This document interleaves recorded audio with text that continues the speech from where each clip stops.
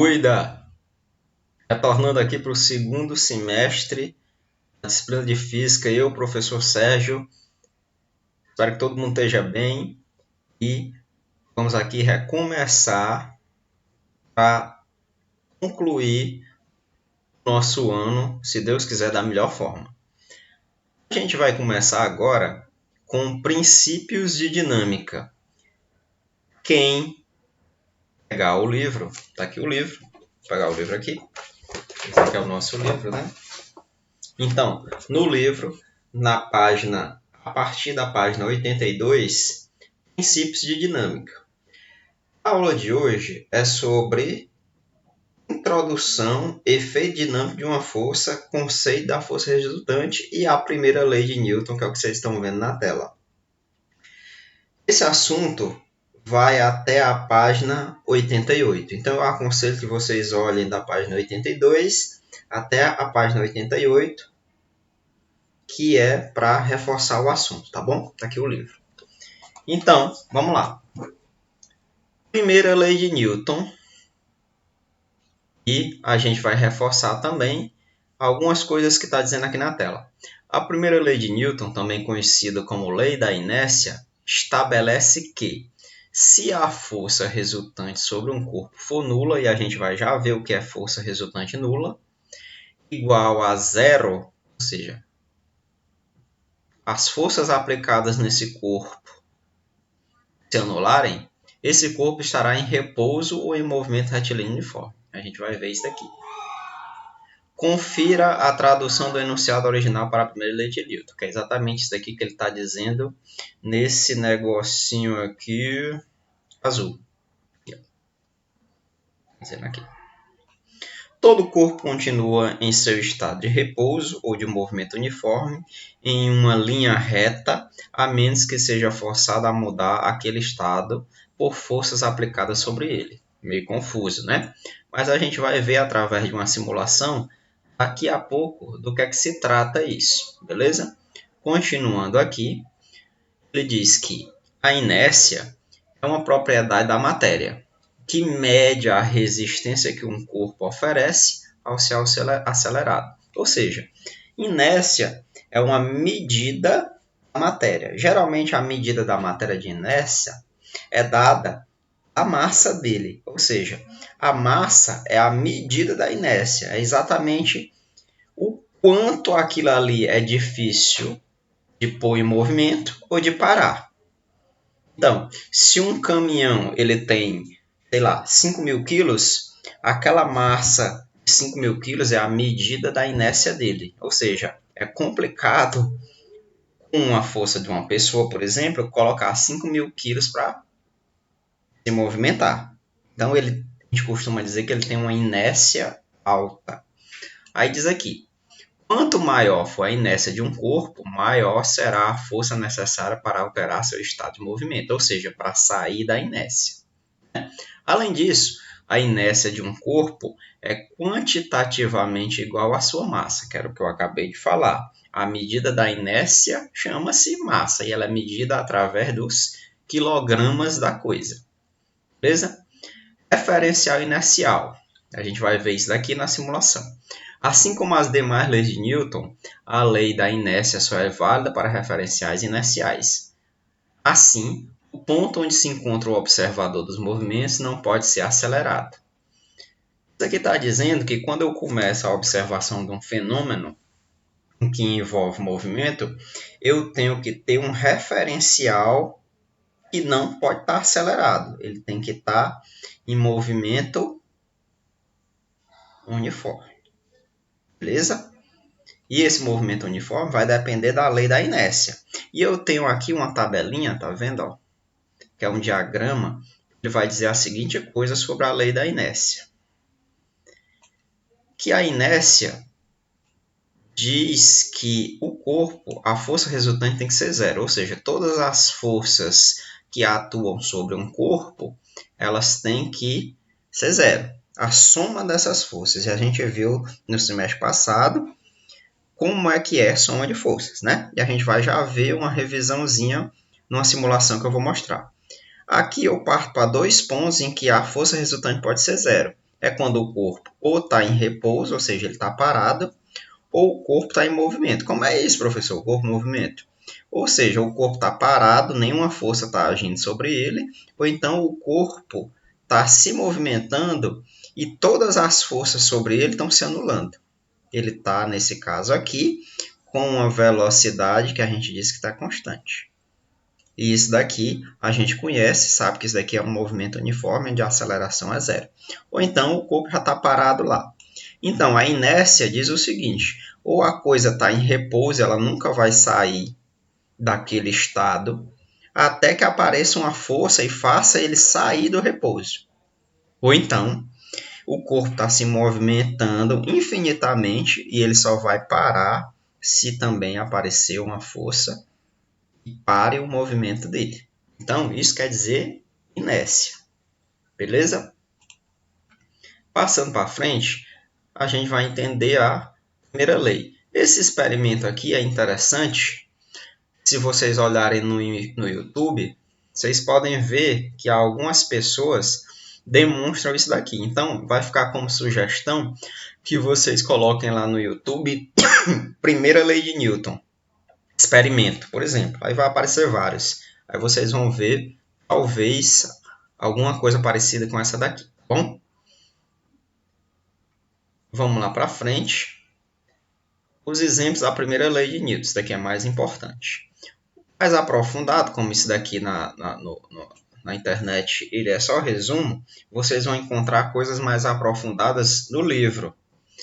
Exatamente entre aquelas páginas que eu falei aqui no início do vídeo. Então, cotidianamente, podemos fazer diversas atividades com base na primeira lei de Newton.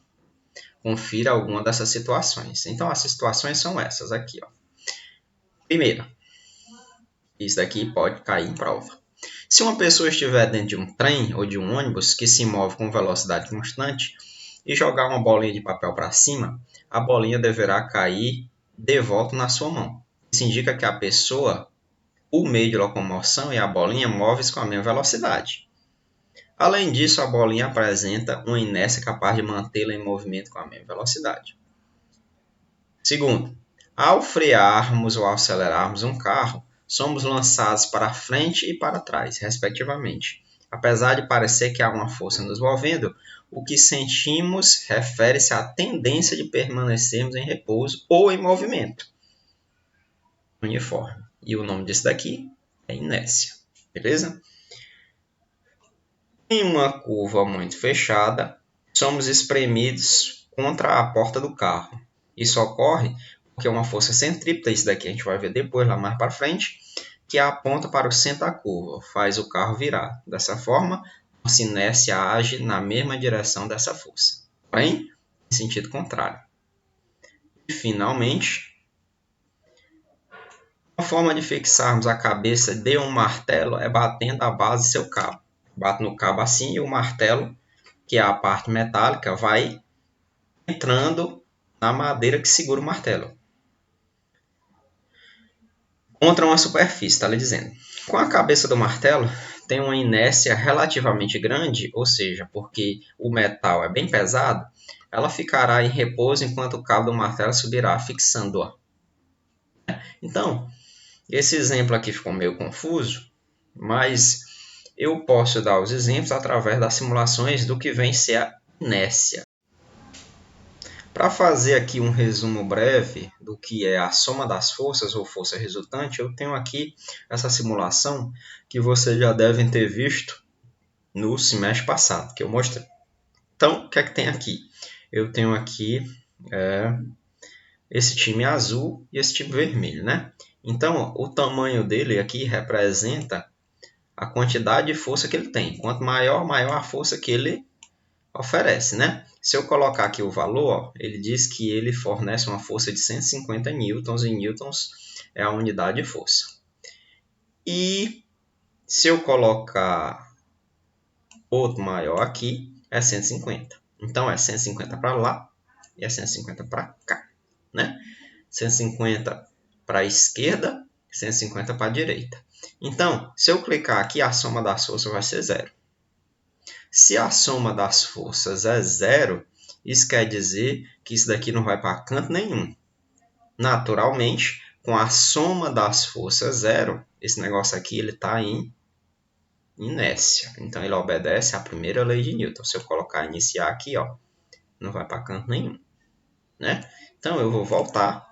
Eu vou tirar o grandão aqui e vou botar o anãozinho aqui. Então, 150 para a esquerda, 50 para a direita.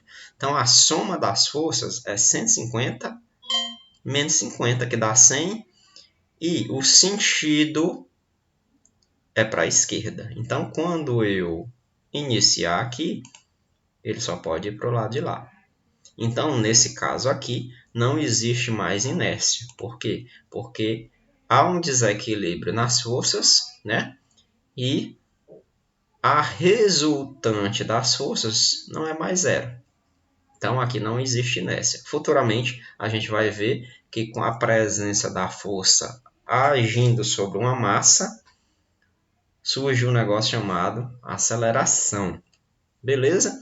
Então, a gente fez esse breve resumo sobre o que é força resultante. Nessa simulação aqui, a gente vai aprender o que é que vem a ser a primeira lei de Newton, ou a lei da inércia. Eu vou clicar aqui, ó, em soma das forças. Quando eu clico em soma das forças, está vendo? Ó? Soma das forças é igual a zero. Então, nessa condição aqui, eu tenho uma condição de inércia. E essa condição de inércia aqui chama-se repouso. Essa caixa, ou então essa geladeira, tanto faz, ela vai ficar aqui infinitamente até que surja uma força para colocá-la em movimento.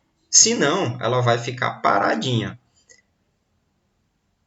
E o repouso é uma das condições de inércia que a gente viu naquele gráfico lá de fluxograma, das setinhas que eu mostrei, né? Então, essa daqui é a primeira condição de inércia, quando a soma das forças é igual a zero, que ela está parada. Beleza? Só que estar parado não quer dizer que uma coisa está em inércia. É um grande erro imaginar que o repouso representa unicamente a inércia. Não, o repouso é uma condição, uma das condições de inércia. A outra condição da inércia é exatamente essa. Quando o indivíduo aqui, ó, colocar uma força e ela entra em movimento.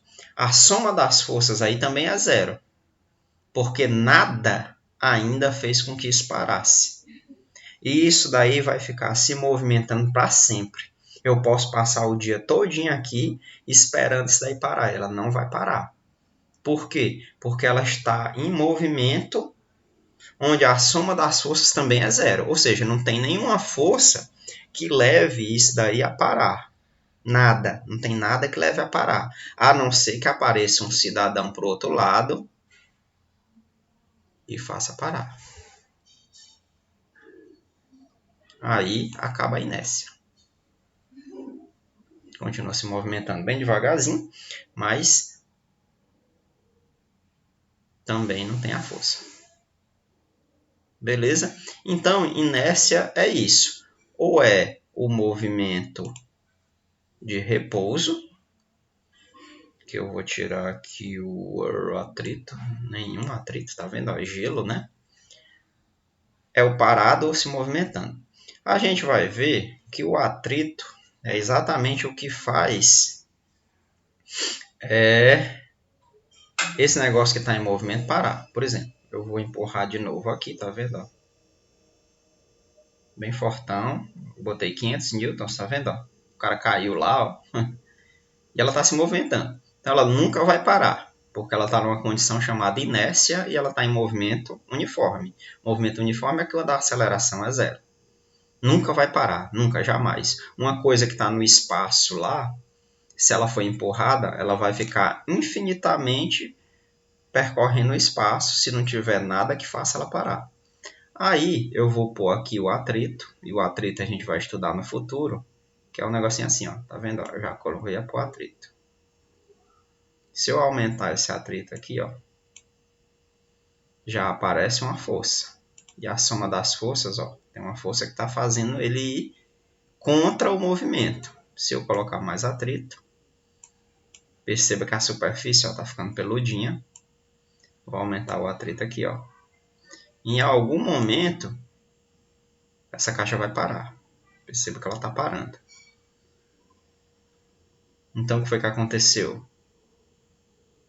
Uma força atuou e fez ela parar. E aí ela voltou para a condição de inércia, onde todas as forças são zero. Então, ela só saiu da inércia, quando ela estava em movimento uniforme para sempre, porque surgiu uma força. Beleza? Então, a gente compreendeu aqui qual é a diferença entre a inércia, quando ela está em movimento uniforme e a velocidade é zero, chama-se repouso, e a inércia, quando ela está em movimento e a velocidade é constante e a aceleração é zero. Beleza? Então, deem uma olhada nessa aula que eu vou disponibilizar no meu canal e deem o estudo nas páginas do livro que eu sugeri aqui também. Beleza? Na próxima aula, a gente vai ver a segunda e a terceira lei de Newton, que é exatamente as que relacionam força com aceleração. Tá bom? Até a próxima aula. Abraço.